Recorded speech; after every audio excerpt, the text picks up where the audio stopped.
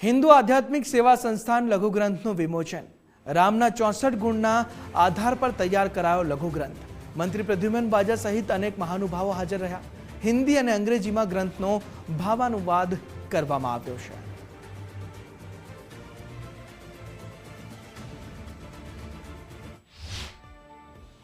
આ જે પુસ્તક આપણે કહીએ છીએ પણ અમે એને લઘુ ગ્રંથ કહીએ છીએ।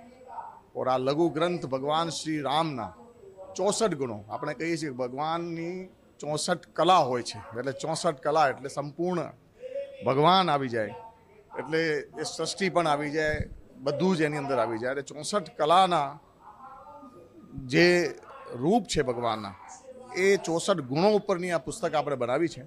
પહેલાં ગુજરાતીમાં આપણે એને પુસ્તક બનાવ્યું હતું, પછી આખા દેશની ઓર બહારના રામ ભક્તોની એક એવી અપેક્ષા આવી કે ભાઈ અમે ગુજરાતી તો તમે બનાવી છે, પણ અમે એની હિન્દી પણ બનાવી આપો અને ઇંગ્લિશ પણ બનાવી આપો। એટલે અમે અંગ્રેજી અને હિન્દી બંને પુસ્તકનો એને અમે પુસ્તક લઘુગ્રંથ બનાવ્યો છે।